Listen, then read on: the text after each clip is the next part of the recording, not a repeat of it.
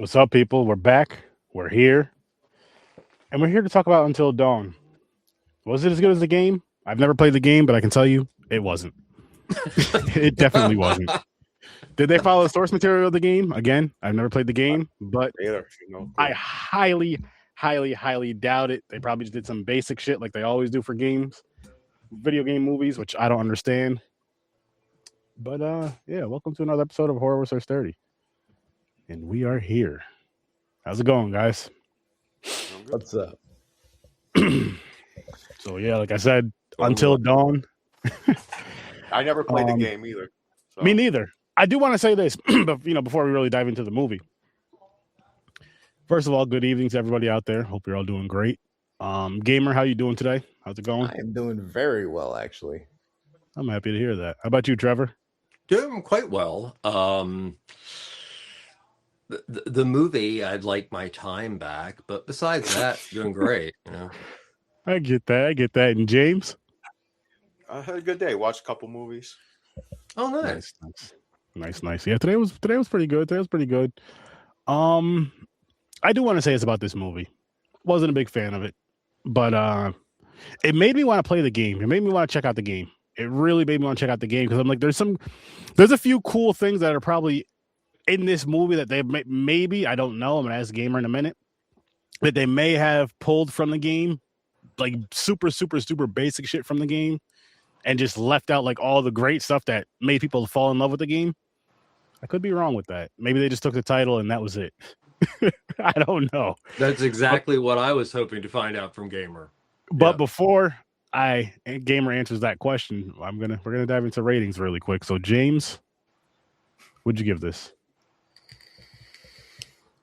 I never played the game, but I like the kills in it, so I'm just going to go down the middle. I'm going to say a 5. Okay. Trevor? 3, and that's being nice. Now I'm going to say right now, I'm going to say 2 things. 1, you do not have to be nice. Okay, 2, there is negative ratings in this. I go to a -10 because of Blood Lake, so you can go in the negatives if you need to, Trevor. No, it's not that bad. Okay. Sure. Gamer?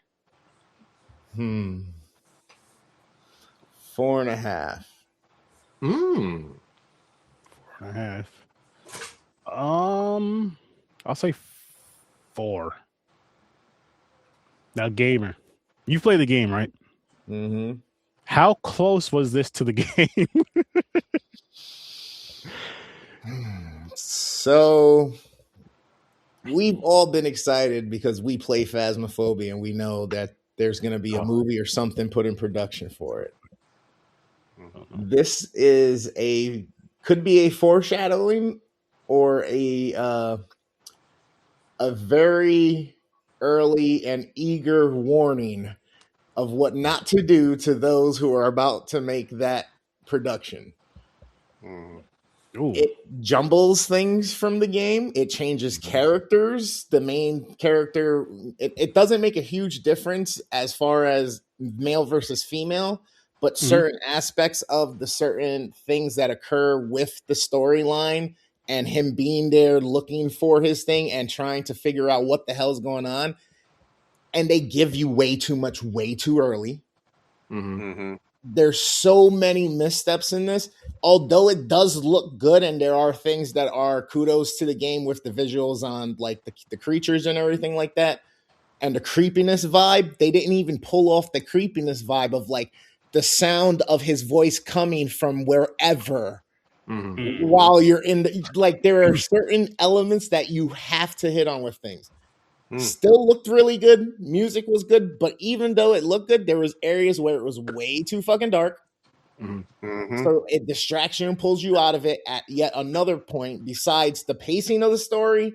And then if you know the story and you've played the game, you're scratching your head like the whole way waiting for more nostalgia to hit you from the game. So it's a bit frustrating. Because the game will have your own mind twisted after a while. Like you get done playing the game, you put the controller down, and it's one of those games you got to decompress from. Like, oh, nice. Walk away, get up, go watch a cat video, hug your child, see your wife, Like that game and the Evil Within, two Mhm. games that forget about it, bro. Yo, The Evil Within. That movie, or sorry, that game, part 1 and part 2, which I never finished, but still just played them both. I need to go back into those, but I've heard wonderful things phenomenal. about them. Phenomenal. Like the scare factor in those is awesome. The true like main element that they got right was Groundhog Day, essentially. Yeah. That, you know, Happy Death Day or whatever. You know what I mean? The Yeah. reoccurring. But there's so many other missteps, bro. So many, and it sucks because it's made for today's society and for today's audiences. So it has to take away from the elements that were almost key and vital in some points to the game. Yeah. Isn't there supposed to be 2 psychics? 2 psychics? I thought I read somewhere about this movie. They're like, the game has 2 characters that are psychic or something. Then I missed that. Like And Meg? again, it fucked with me so bad. I was just happy to finally get through. It could be wrong. It could be a false thing I seen. I don't know. Hey, some games are worth another playthrough. and it's So- definitely worth another playthrough, not another watch through. Oh, So, definitely. gamer, one thing. Oh, I'm sorry. Oh no, I was just gonna say no. So real quick, me and the wife we watched this last night. I fell asleep. We both fell asleep. She fell asleep for the rest of the movie. I was like, you know how like when you're like laying down comfortable, you like doze off, wake up kind of deal. I was doing that for like the last half hour, 40 minutes of it. So I was like, you know what? I'm working from home the next day. Get while I'm working, I'll throw the movie back on to where I left off, maybe a little bit behind, a little, back, rewinded it back a little bit and watch the rest of it and finish it. And I'm just like, fuck, man. Like what? Use the source material. When you have source material, and I'm just speaking on video game movies, because the movies that pull from the books, I feel nowadays are getting a lot better than they were back in the day. Video game movies are still fucking up. This movie just came out last year. Use the source material. There's a reason why us people that love video games and love certain games will play the same game or a remake of that same game or every fucking sequel for 10 to 20 years because we love the game. There's a reason for that. There's a story that goes with it. There's stuff that goes with it that you guys just decide to leave out. You take the title. You might take the look of some of the villains in the movie from the game, if you even do a good job at that. And then that's about it. You'll throw a few elements in there that's just like, oh shit, I'm the visuals and this, that, cool. But where's everything? Where's the story? What draws me in? Where's the scare? Where's the fear?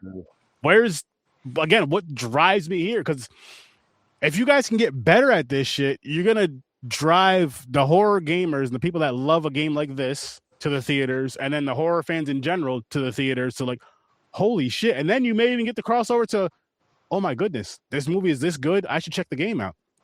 Talk to the people that make the game. Be a fan of the fucking game. Play the fucking game. Learn the game. Love the game. Get a hold of the creators. Hey, we would love to make a movie of this. We would love you to help us out with this. Boom. And you could do such a better job than just ignoring all of that. Do the fans a service. As much as I get that games are a great medium to tell a more voluminous story because of how much gameplay there is, how many nuances and details, and you're doing side quests, this, that, like there's so many little things going on that help build cutscenes. So I understand that some games take 10 hours, some games take 50 hours or 100 hours to complete. Yeah. I get that. So it's hard to pick and choose, but just pick one of those main storylines and always make it come back to the center. And with even that being said, not everything has to be modernized and politicized and agendaized. Just leave it the fuck alone. It was entertaining as it was, and now it's something you made real for us. Why do we need to now change these other things? Like, stop. If you want to make a political statement in a movie, go make a political movie and a political statement. The movie itself and the game itself made enough of a statement about the human psyche as it was. You didn't need all this extra fucking mumbo jumbo with all the fucking. It irritates me. I mean, no matter what, the characters in this film are shallower than a puddle of piss. So it doesn't even make a difference, in my opinion. I mean, one of the things I wanted to ask you, Gamer, and it's something that I was like, man, okay, this is kind of interesting. Oh, this, wait, why aren't they doing this? Is there a lot more lore in the game versus what we got in the movie? Yeah, because like you pretty much start off the game not knowing what the fuck is going on, because it's like that opening scene where she's on the ground and stuff like that, and then all these weird things start happening, like, and you're walking through and then a flash happens and you're in the middle of something else, and then all of a sudden another flash happens, and it's so disorienting. And then like you pick corridors and things change, and there's like all these different things that occur, and you're the whole time trying to figure out like what the hell is going on? Is what's real, what's not real? You got the creepy voice of the guy. He wasn't menacing enough, and I love the guy who played the doctor in this. He does a good job as like a mobster or a Russian bad guy. Like, I love him. He can be an asshole. He can be mean.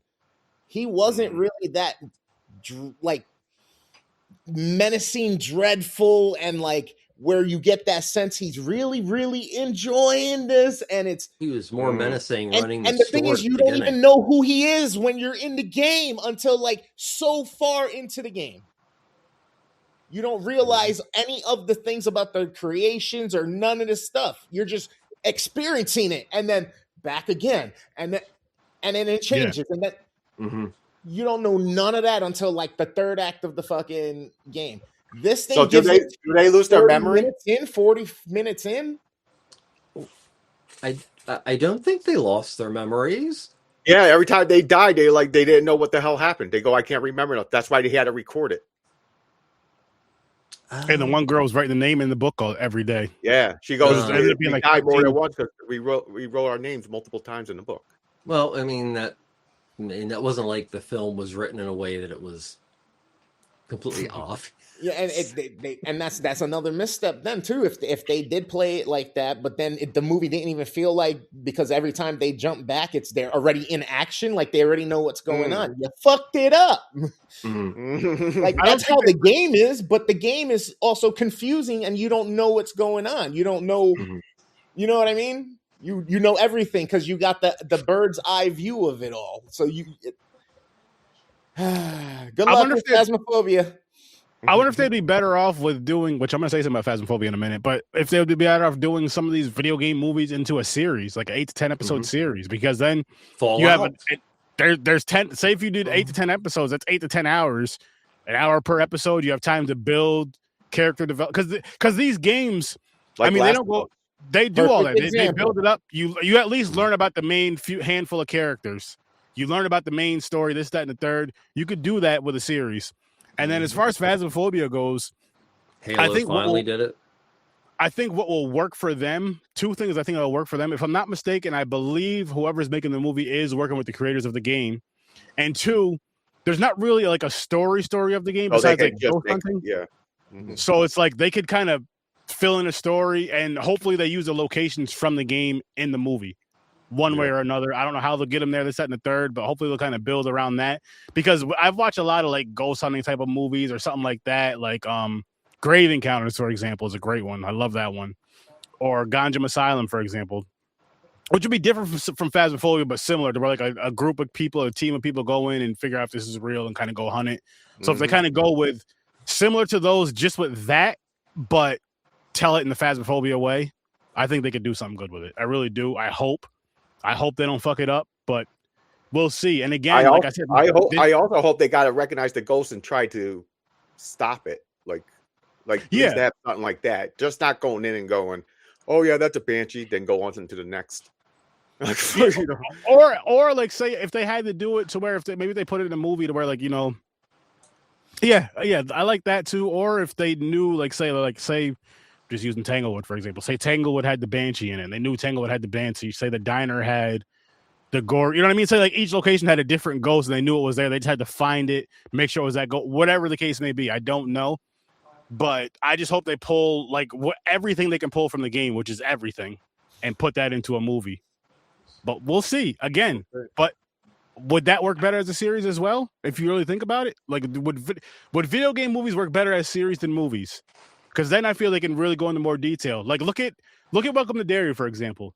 If they made Welcome to Derry into a movie, it wouldn't be that great. It was 8 episodes. You got a nice build up of everything, and it was cool how it connected with chapter 1 and chapter 2 of it.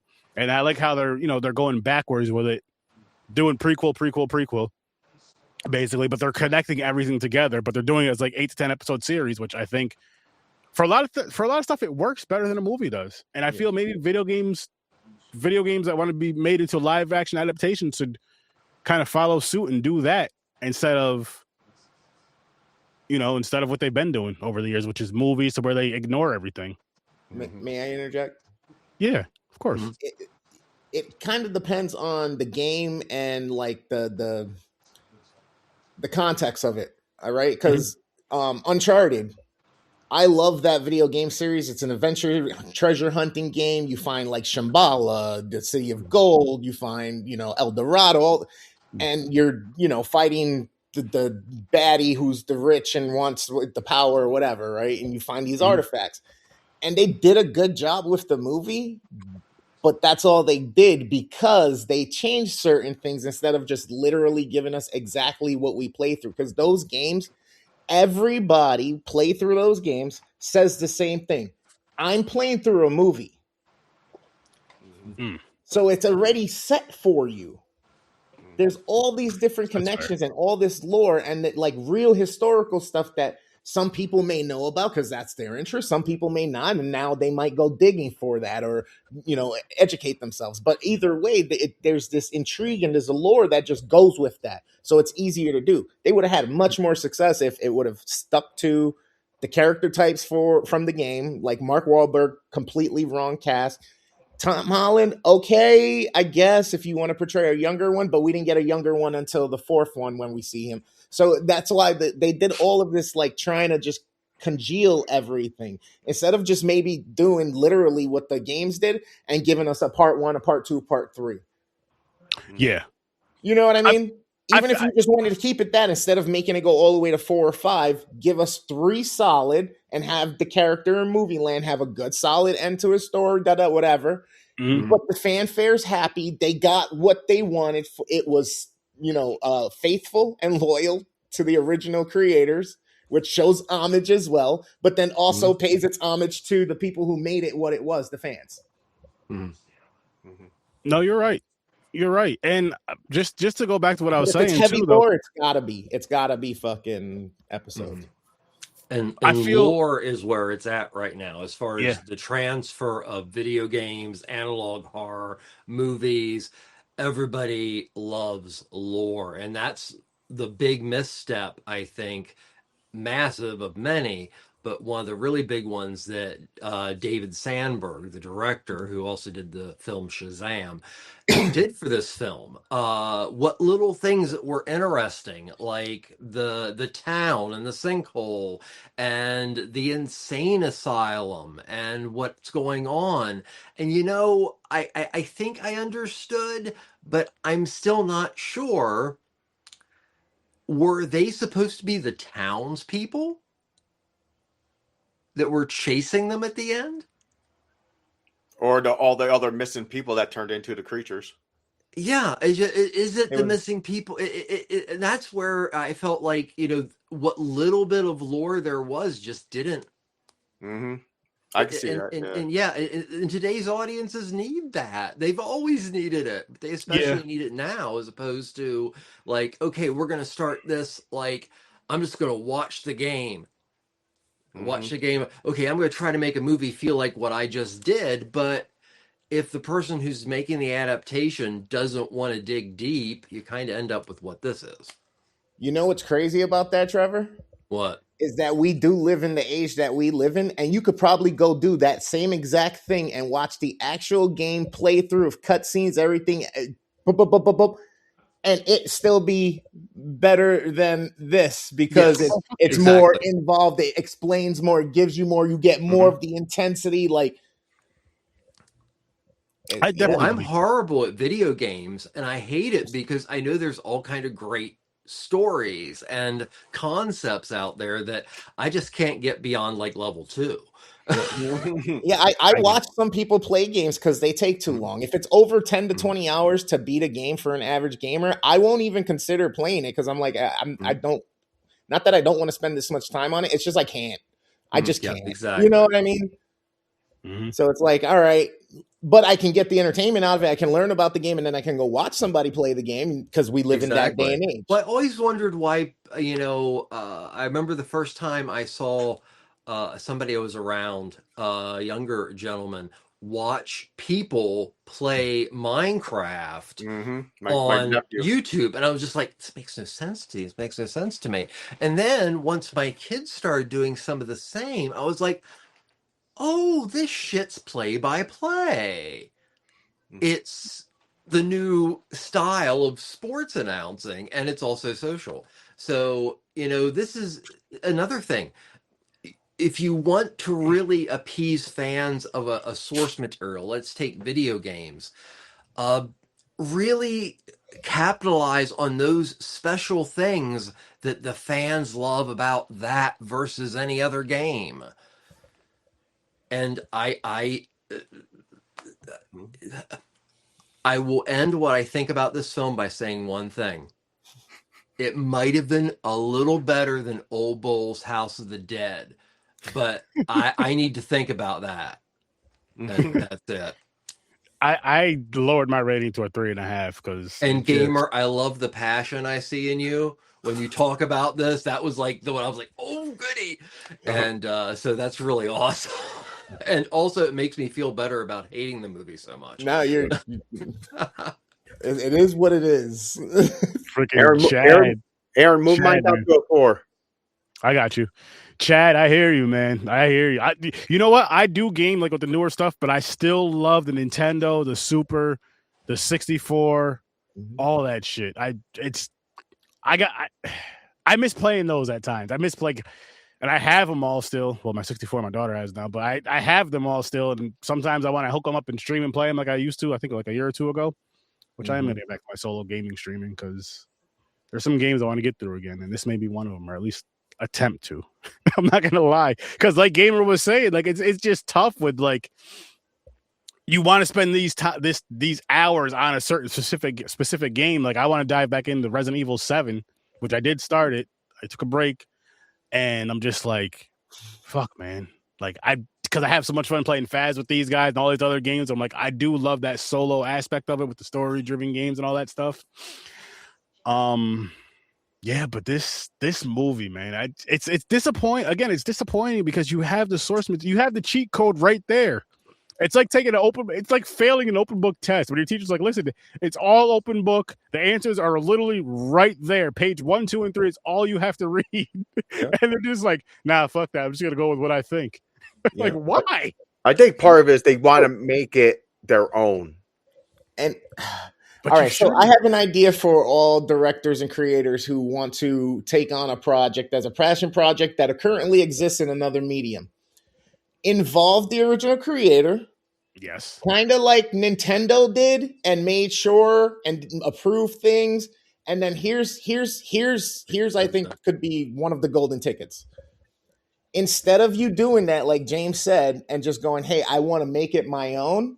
Put your pride to the side and go, I want to make the best thing that I can for this, and go, hey, creator, thank you for entrusting me. Not only do I want to make sure this is right, what are the things you wish you would have done that you would have done differently now that you got the chance? Like if you were making this game over, let's make this as a movie.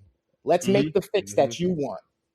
Kind of like Henry Cavill with his take on getting something for Warhammer and Ultron. Like, he's putting out his whole like life savings to make sure that they keep to the lore. Warhammer is Warhammer, and that's the kind of love that you really need for anything that's adapted, but video game especially, because it's like walking for a movie a lot of the time, except I could see where you would even become more attached to the characters because you find yourself having a favorite character. But no, this movie, just the dialogue, although I will admit The dialogue reminded me of some of the games I had played over the past 15 years, where you just want to hit the button that goes skip, skip, skip, skip, because the dialogue is so bad to the point that a person says something and you go, wait, they're going to say that, and they do. Yep. It's not just lazy to the source material. It's lazy filmmaking from a guy who's had 2 pseudo blockbusters. Shazam and Lights Out was a surprise hit. So this is really lazy filmmaking by him. It just, I don't understand. I really don't understand it. I really don't understand how you have something to where the source material is successful, very successful, probably made a lot of money, and people love it. People went to go see this movie because they thought they were going to do it justice, and they didn't. And I'm like, why does this keep happening over and over and over when it comes to video game adaptations into film? Why? Stop fucking it up. And I know there's a new Resident Evil movie coming out soon, or within the next year or two. Don't fuck it up. I forgot your name, but I know you're a Resident Evil fan. He did the guy. He's a good director. He did Barbarian. I think it's Zach. Oh, the Barbarian was good. He did Barbarian. Did a few other movies. I forgot what. But use the source material. I know you're a big fan of it. Use the source material. Do not drop the ball on this. Don't just use the names from the movie. Fuck all and that. It's not a difficult fucking story to follow either. It's a video game. They don't make it like you got to be a genius to fucking do this shit. So, okay, another thing, gamer. So there's that one scene where the 2 characters are just like, okay, let's get in the Jeep and just go. And then they head into this fog and you see this large creature. And I'm getting like Lovecraft vibes, Mist vibes, and there's nothing else about it. Nothing. Yes.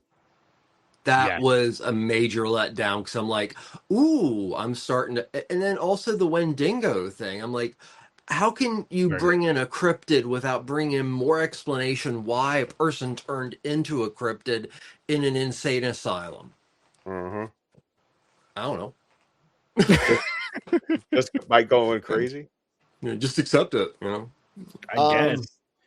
The only way I can make sense of it is environmental stresses bring out phenotypical expressions of an organism. So if you put, let's say, a plant in certain conditions, it may show certain colors on the leaf, or it might do certain things like produce certain oils to either protect itself from predators or whatnot, or it's going to try to survive or whatnot. So it's trying to, I think, explain that, and that humans within, if we really we're just so ugly that we'll just be that monster if we're just let to our own fucking stupidity and anxiety. Like I don't.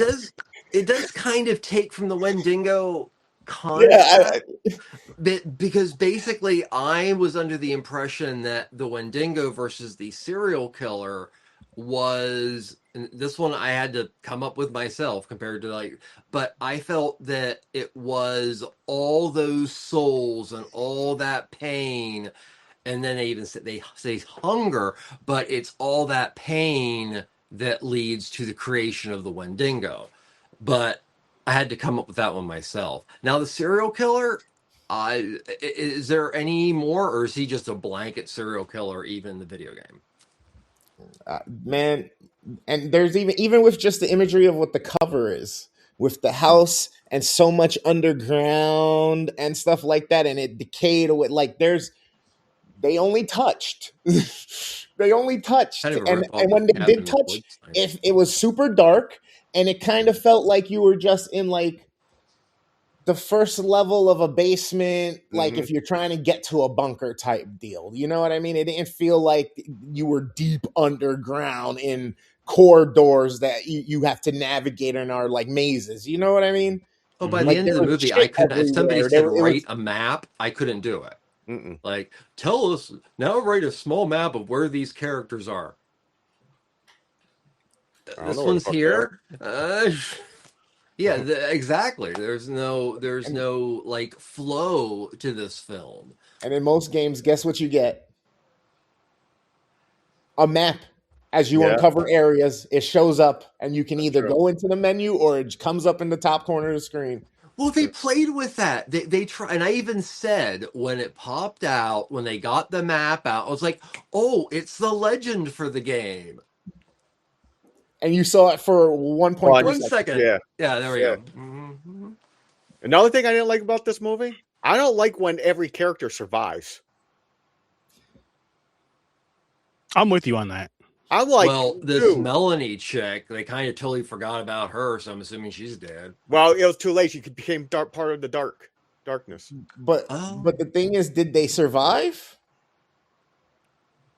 Because on the monitors it changed. He started whistling, and the vehicle pulled up. I think it's a new vehicle. It was a van, not a Jeep. Oh, okay. I thought I couldn't see. It changes to a different house. Yeah. So it's like, yeah. So it's like he's still alive doing his experiments. Is he dead? Is he supernatural? Is he like a djinn? Like, is he doing tricks and shit on fucking people just to have fun? I don't understand if he's alive or a fucking ghost. I don't know what's going on there. They tried doing almost like he's fucking what's his name? The dude with the white hair from Resident Evil, fucking Spiker or no. No. I know his name. I just can't think of it. Riker? Fuck. I forgot too. I know what you're talking about though. Yeah, how many times hasn't that man been killed in Resident Evil? True. Oh, what is and then it comes to find out Resident Evil's all clones. Like Albert Wesker. I'm like, wait, what? Yeah, Wesker. Yeah. But he also got, like, in the game, he got the fucking virus, whatever it is, the virus in him. So that's why he was the way he was. And they fucked it up in the movie, of course. Yeah. The movies, because we did review those. What's good, Grandizer? What's good, 3 Geeks? What's up? As far as that I'll say probably not, but if so, it'd probably be more so on Popcorn and Pints. But I don't know if we're gonna do that or not, just because we're so scheduled out with Popcorn and Pints stuff right now. What is it? As far as an honor for Robert Duvall. Oh, great Robert Duvall. And was he in any horror movies? Oh, I can't think of anything off the top of my head, but I give it a 3.5. Seen snobs. I'm going down. I'm giving it a 3. I'll drop it down more. I give it a 4.5. I wanted that douchebag to die. It stayed dead. The fucking the jock one type. The one who was driving the Jeep. Yeah. I did not like him. The Kinko copy characters. It was bad. It was rough. They had to have every type too. You notice that? It's always the same type. You got the jock. It's like a Scooby-Doo gang. Like those motherfuckers are not really friendly. Christ, he was annoying. Well, it almost got self-referential there for a little bit. And I was like, oh, well, is this not taking itself seriously? Yeah. And then it didn't follow that either. It just, honestly, unfortunately, David might have got stuck with a project that was a license that was going to run out. And they were just like, oh, shit, we spent so much for this license. We got to make something from it. And that happens a lot. And that's why a lot of times you see adaptations that are shit, because they're like, well, either we lose the fact that we paid millions and millions for this license to eventually create something, or do we just throw something together and, lick our wounds and whatever. I think I originally gave it a 5 when I said it's okay, because I think the kills like entertained me in a way where I was like, oh, it wasn't that bad. But now we're talking about, I think, the storyline and it's shit. It's crap. But I still give credit to the effects and the kills. Like some of them were pretty fucking cool. Like when that dude got chopped in half right in the fucking beginning. I was like, yo, what the fuck is going on? I was like, this movie's going to be like this? There's gonna be gore, fucked up shit. I like the effects of the old lady giving the mask and she started rotting, and it got turned into. I thought that was pretty fucking cool. You know what it is? Cool, there's cool visuals. Yeah, cinematography was nice too. Like Gamer said though, when they're underground, they could have made that beautiful, but they made it dark. So I have a question. I'm sorry to interrupt you, No, but so it goes with the dark. I just want to make sure it wasn't my Netflix. I thought the same thing. The only thing that makes sense and would be an editorial decision is, oh, we can't finish, or we're trying to hide some shitty makeup. And so, yeah, that was another lazy element. Thank you, Gamer. So sorry, James. No, you're good. The lighting guy was off that day. Yeah, he was off. Yeah. So really quick, I just want to let you guys know what we reviewed this year, which good movies all the way up to this point. So we kicked the year off with Sinners. We had The Sadness right after that. Clown in a Cornfield. Surprisingly good. Surprisingly good, yeah. The Substance. The Long Walk. Yep. Him. Fucked up. Yep. And then this. So then, and then we're here. Then we ended up here. It could be worse though. It could be worse. And it may be at some point. It may be at some point. Again, we're doing 2025 horror movies. Up until certain parts of the year where we do our certain things that we do, but could 2025 be horror Mario movie. Brothers with John Leguizamo and Bob Hoskins. Oh.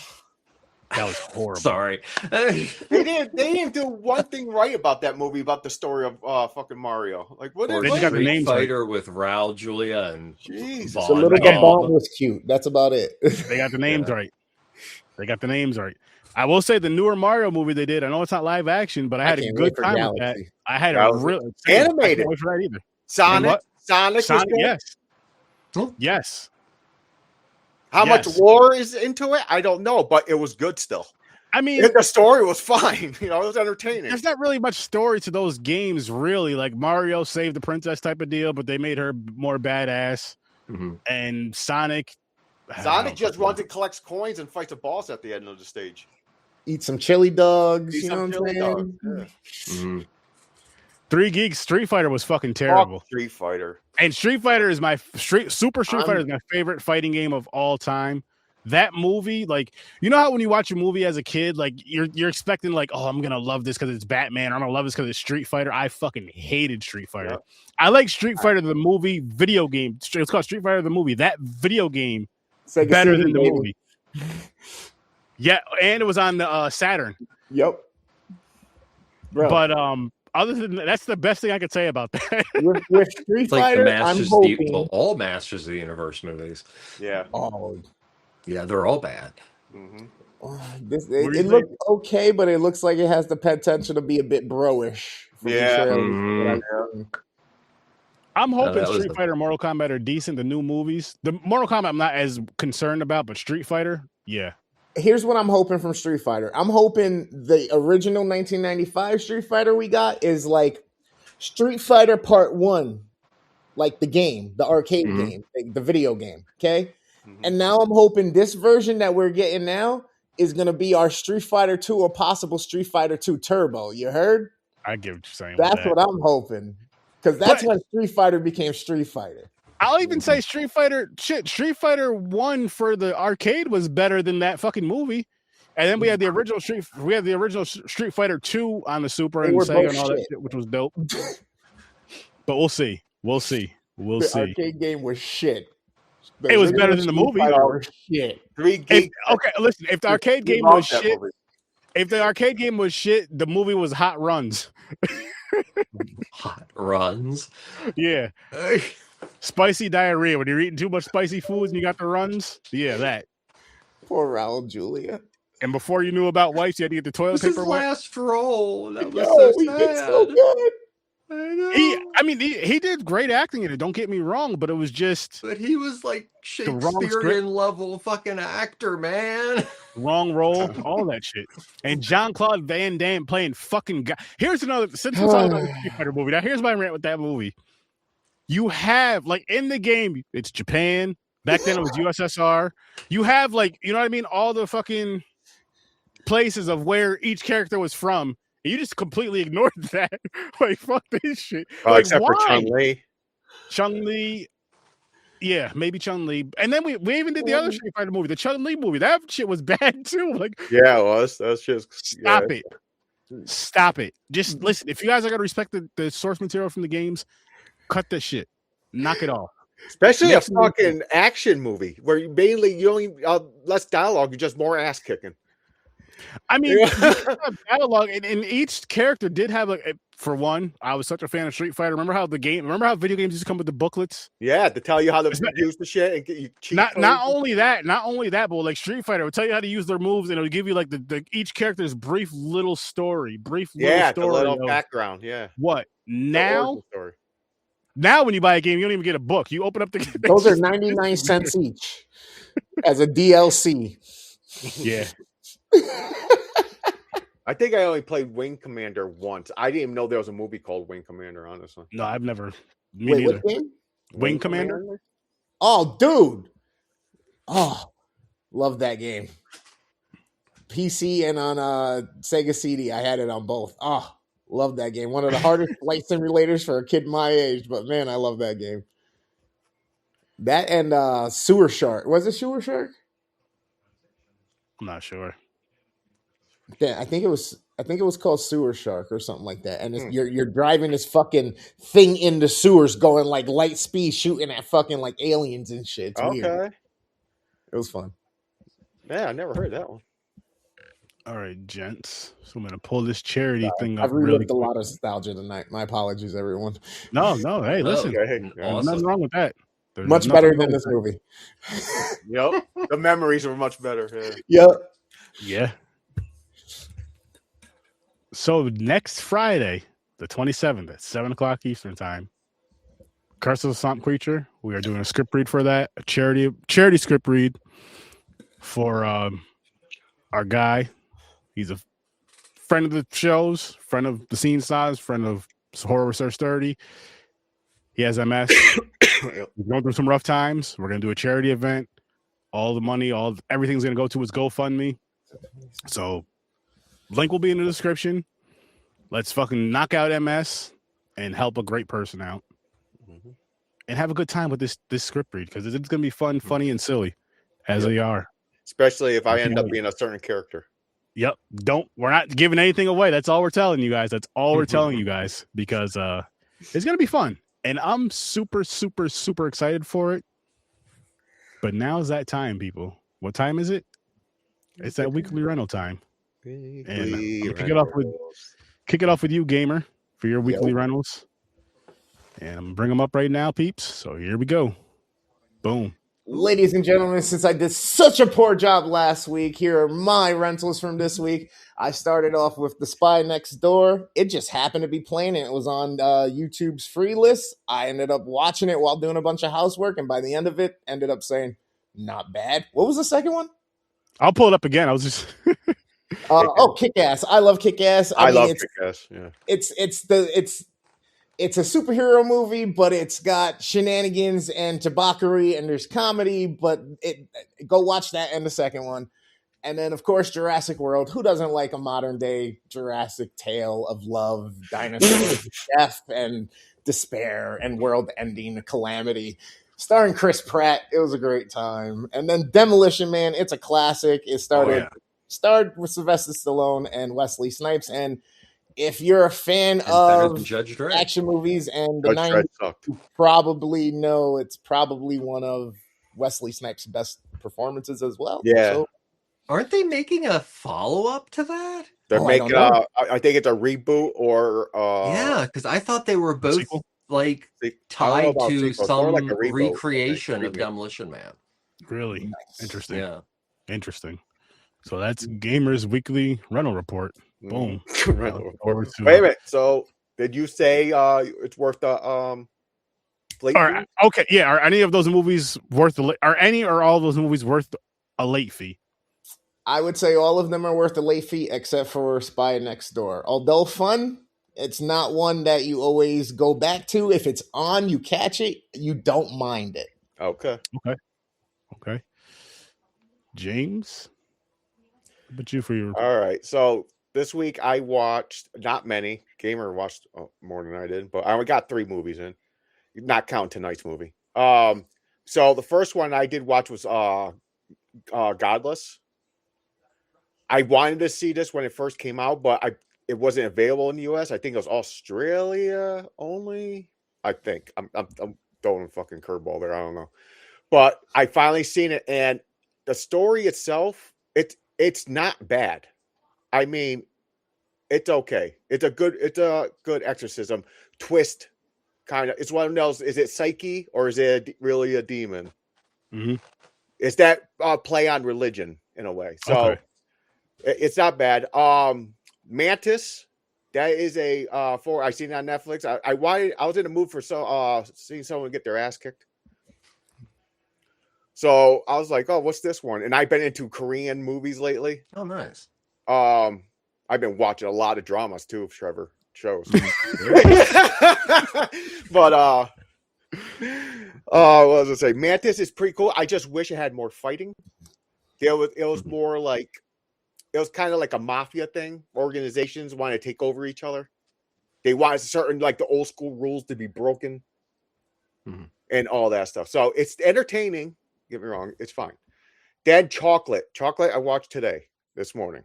Okay. Because I was in the mood for ass kicking again. For some reason, I want to see people get punched in the face. This movie, autistic girl. I still don't understand why. I'm guessing it's because she loves M&Ms. But her name is not Chocolate. It has nothing to do with what I'm saying. But she's an autistic girl she learned to be a badass martial artist just by watching. She watched movies and she would rewind and watch how they did it, rewind how they do it. Then they didn't know. At first, it started off like a game where the kid was just throwing shit to make money. They're throwing shit, and she just catches it out of the air like that. Someone threw a knife, and she caught it like right here before it hit their eyes. But she didn't start bleeding. She didn't feel the pain. She's autistic. She's sitting there, and the brother is like, not the brother, nephew or uncle is like, oh, no. He's like, no, you don't catch everything. And like, who threw this? But then it gets to where she actually ends up fighting, beats the shit out of people. A warehouse scene, kicked ass. A fucking meat market, beat the shit out of people. She's going around collecting money that they owe her mother. I'll say that. I won't say the reason and everything. But out of all these movies, Chocolate is worth the fucking late fee. I mean, I might keep it for 2 weeks. Oh shit! I love that fucking movie. It was so entertaining and a lot of ass kicking. And it's different when it's a child. You know, she's like, I don't know. They didn't say her age really. I think it was like 13, 14.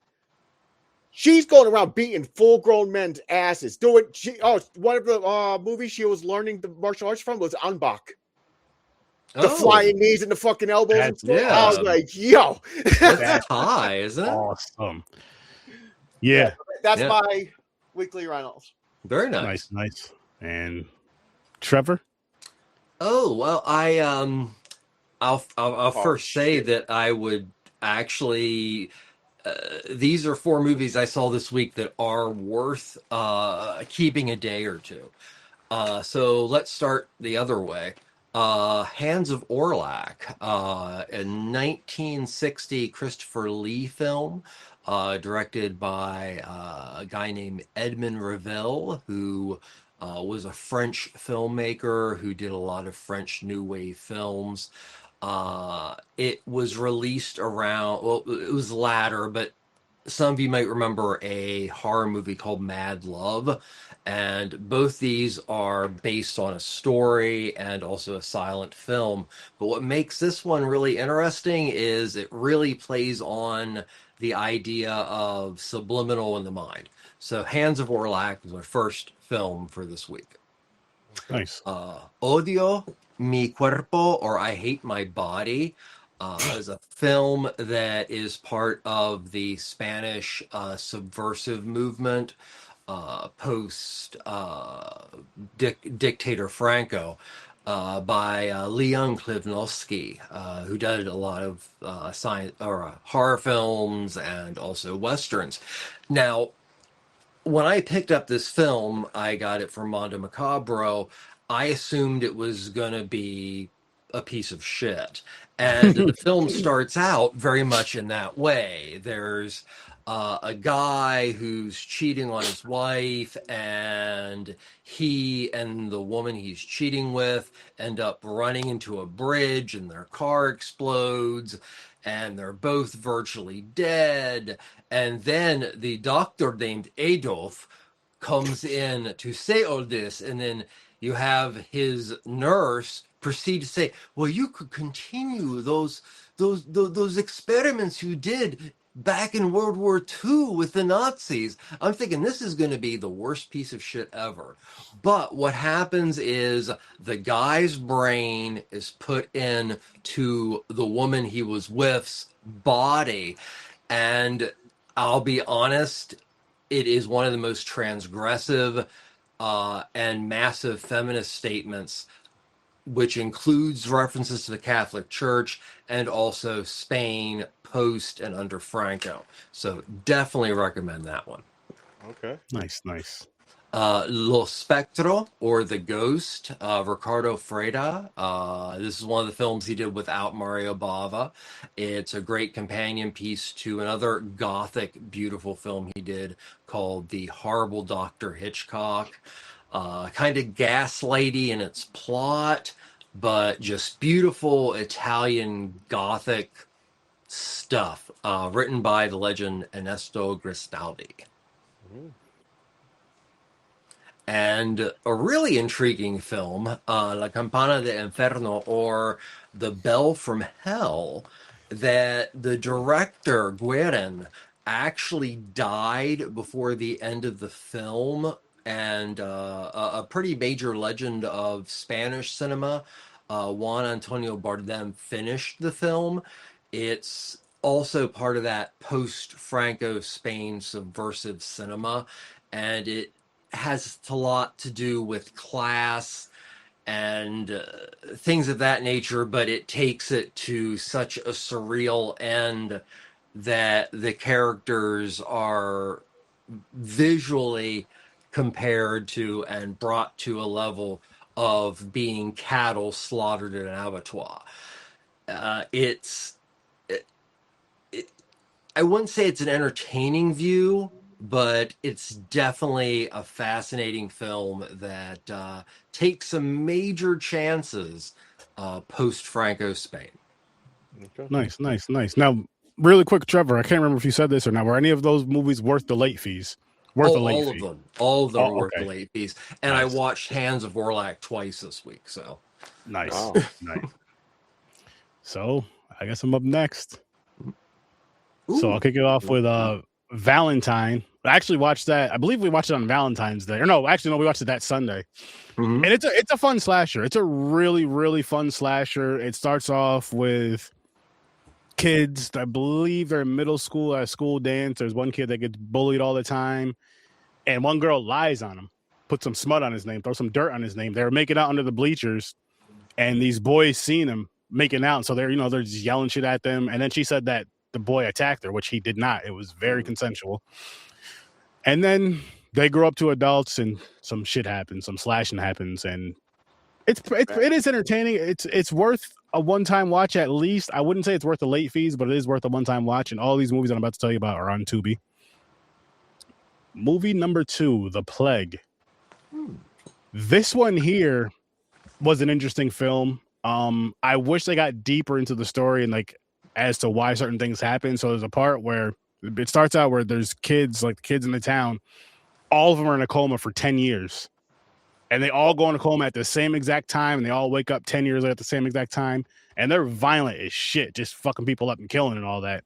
But they don't really, I didn't figure out why. They didn't really explain why. Fun watch, good watch, one-time watch. Not worth the late fees, but also not a bad movie. The next one, Low Lifes. This here was a good fucking time. I see. This here was a really good fucking time, and it's close to being worth a late fee. Close, but it just missed, in my opinion. But it gives you Texas Chainsaw Massacre vibes, in a sense. And it's one of those movies where it's like you don't want to judge a book by its cover as far as the looks of people and all that, because there's a family traveling in an RV, and they end up going to a home. And let's just say some shit happens at that home. I don't want to give too much away, but some shit happens at that home. Bunch of violence, bunch of killing and all this shit.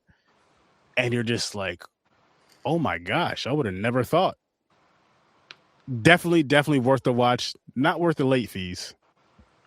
Now this right here, Intruders, was the best movie I watched this week. This was fucking awesome. This was definitely worth the late fees. It's a home invasion film. And so there's a lady, I believe her name is Anna. Her brother dies, and they were like really close. Her brother dies, they live together. He dies, I believe, of cancer. And so there's a funeral for him, of course, and she does not go to the funeral. The people who invade the home think that she's gone, think nobody's home because they know about the brother being dead and all this other stuff.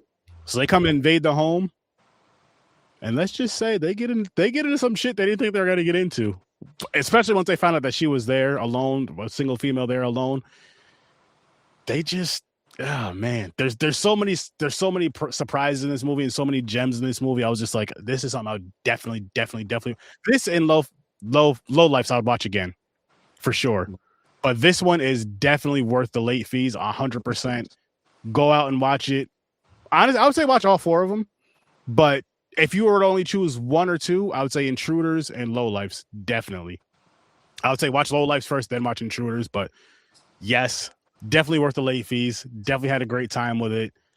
And I may watch it again at some point. Because it was really that good and that entertaining. And just certain shit where you're just like, oh, this girl ain't playing.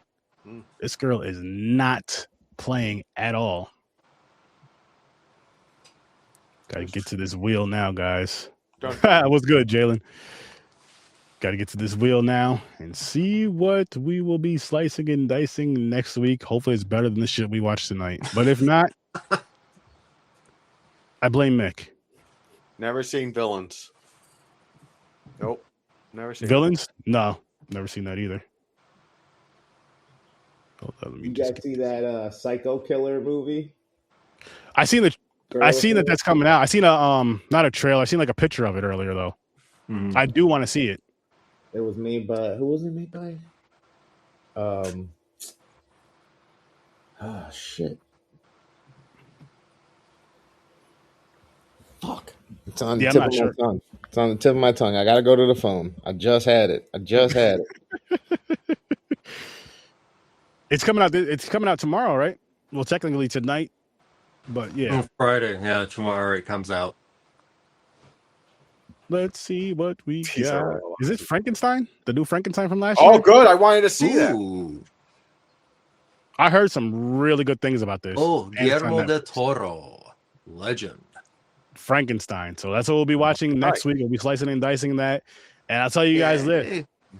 For those of you that are watching us live right now or are going to be watching this later on or listening to it, watch the movie and come jump in the comments and join the conversation with us because, we enjoy that shit. If you've never seen it, yeah. I've never seen it. And I believe just not the one we talked about Frankenstein's tonight. on Netflix. It is. Mm-hmm. It is. No. Yeah, it is on Netflix. That'll be exciting to watch. That'll be fun to watch. It's produced by Netflix too. Oh, nice. Yeah. It was. It's the most recent film by legendary Guillermo del Toro, and I've heard amazingly beautiful things about the film. Guarantee you're gonna like it better. I haven't even seen it. I can guarantee you're gonna like it better than what we just watched. Good. Yeah, I'm excited for this. This is the same guy who did Pan's Labyrinth and Shape of Water. So it's gonna be beautifully Crimson Peak. It's gonna look beautiful. It's gonna look beautiful. Yeah. I'm excited. So, I'm really excited for this one.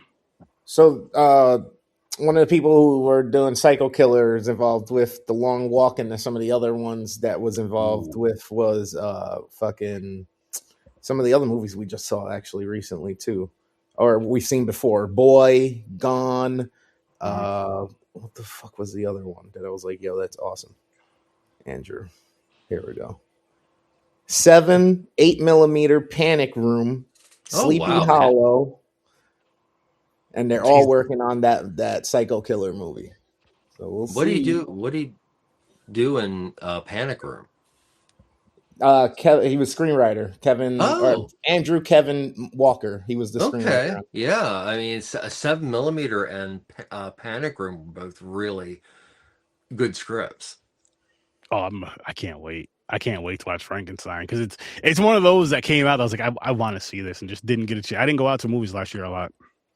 And then Gavin Polone, he produced Zombieland and 8mm. So they've worked together before on 2 or 3 different projects that were successful. Nice. That's good.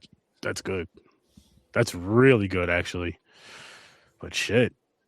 Grandizer, there's a website you can use that I use for a lot of movies. It's called lookmovie2.to. There you go. You search the movie, it has a lot of newer stuff on it. Appreciate you, Jay. Appreciate it. We're about to wrap this one up anyway. I gotta go wrap my hair. He does. That said, listen, peeps. We appreciate you guys showing up for us. We love that you're here. We love that you guys are here in the live. We love that you guys are gonna be listening to the show and watching it later on. Make sure you guys go check out WorstDamnGamerEvr. Make sure you guys go check out Ambassador Media. Make sure you check out Fade Theory. Check out the Scene Snobs. And check out Popcorn and Pints. As a matter of fact, this weekend on Popcorn and Pints, we're diving back into the Stephen King with The Shining and Dr. Sleep. And then the week after, we're doing The Shining, the little mini-series thing or whatever it is. I've never seen it. Yeah, the 6-hour long CBS series. So we'll be doing that as well. And then, of course, come here every Thursday at 8 o'clock Eastern Time for some more horror, some more fun with your favorite horror host, Sir Sturdy, and the crew. Shout out to Sturdy Slashers. I'll see you in your nightmares. Peace.